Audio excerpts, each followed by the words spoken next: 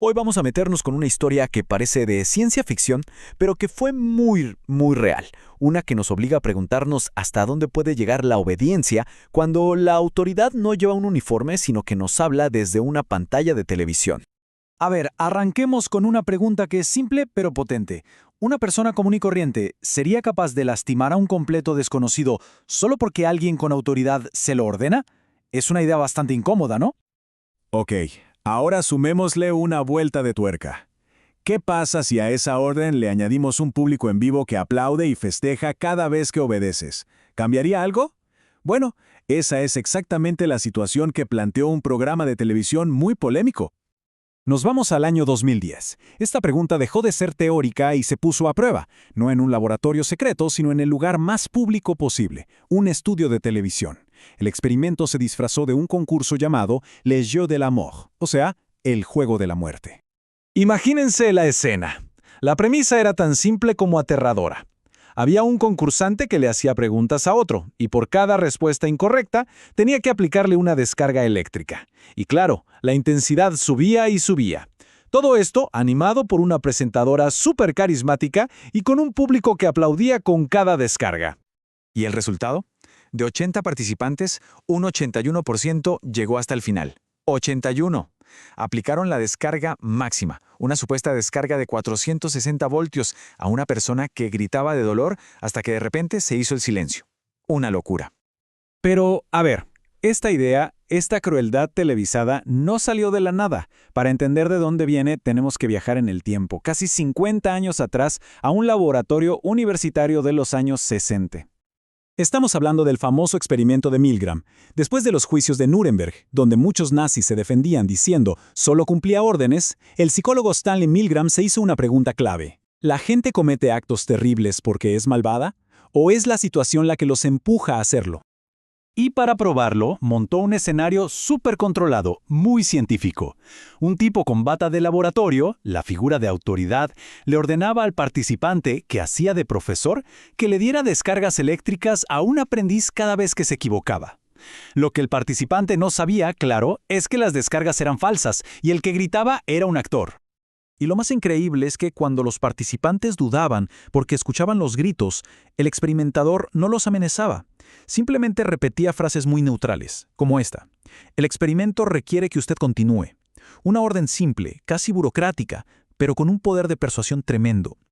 Incluso en ese ambiente tan serio y controlado, el resultado fue alarmante. Un 65% de los participantes llegó hasta el final aplicando la descarga máxima. Un 65%. Este hallazgo sacudió por completo el mundo de la psicología. Bueno, ahora volvamos al 2010, porque acá es donde la comparación se pone realmente reveladora. El escenario cambió por completo. La bata blanca del laboratorio fue reemplazada por las luces y las cámaras del estudio. La autoridad ya no era un científico, sino una estrella de la tele. La comparación es brutal. La autoridad científica se convirtió en autoridad mediática. El laboratorio silencioso se transformó en un plató de televisión ruidoso, y la presión ya no venía de una sola persona, sino de la presentadora y de todo un público que aplaudía. El resultado, la obediencia no solo se mantuvo, sino que aumentó. El salto del 65% al 81% es innegable. La conclusión es potente. En el mundo moderno, parece que la autoridad del espectáculo puede ser incluso más persuasiva que la de la ciencia. Fíjense que hasta el lenguaje de la autoridad se adaptó. Las órdenes frías del laboratorio se convirtieron en frases que buscaban tranquilizar. La crueldad se disfrazó con las reglas del juego, una manipulación muy sutil para que nadie se sintiera tan responsable. Entonces, la gran pregunta es, ¿por qué? ¿Qué mecanismos psicológicos hacen que un porcentaje tan alto de personas simplemente obedezca? La respuesta está en cómo funciona nuestra mente cuando está bajo presión.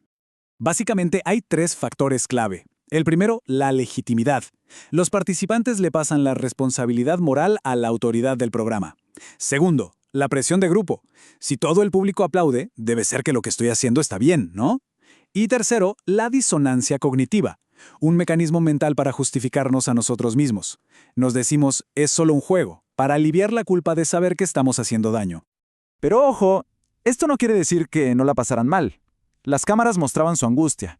risas nerviosas, temblores, incluso lágrimas.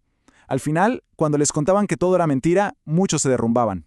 Y sus excusas, como no quería desobedecer delante de todos, demuestran el poder tan aplastante que tiene la presión social.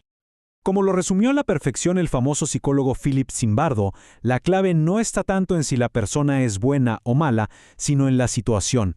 La televisión se había convertido en el nuevo laboratorio, uno que demostraba que situaciones muy poderosas pueden llevar a gente normal a hacer cosas terribles. Y claro, esto nos trae directamente al presente. Si la televisión fue el laboratorio de obediencia en 2010, ¿cuál es el laboratorio de nuestra era? Es que la figura de autoridad ha ido mutando. Del científico con bata pasamos al presentador de televisión, y hoy la autoridad a menudo es mucho más sutil. Puede ser un influencer o incluso un algoritmo que decide qué vemos, qué compramos y a veces hasta qué pensamos. Y esto no es solo una teoría. Investigaciones muy recientes confirman que nuestra tendencia a obedecer se traslada perfectamente al mundo digital. Somos casi igual de propensos a obedecer a una figura virtual que a una persona de carne y hueso. Esto nos lleva a la idea central que los propios creadores del documental llamaron el espectáculo de la autoridad. Es la conclusión de que hemos reemplazado la autoridad que daba un uniforme por la autoridad que da el entretenimiento. Ya no se necesita un título, basta con estar en el centro del escenario para tener poder. Así que la advertencia final es muy clara. La obediencia ciega no necesita un dictador. Solo necesita un entorno que logre que lo incorrecto parezca correcto. Un sistema que disfrace la crueldad como si fuera entretenimiento y nos pida a todos simplemente que aplaudamos. Así que la próxima vez que estemos frente a una pantalla, quizá valga la pena hacerse esta pregunta. Si la voz que da las órdenes tiene un micrófono en la mano en lugar de un arma, ¿quién tiene realmente el control? Y más importante aún, ¿hasta dónde estaríamos dispuestos a obedecer? La respuesta puede que nos asuste.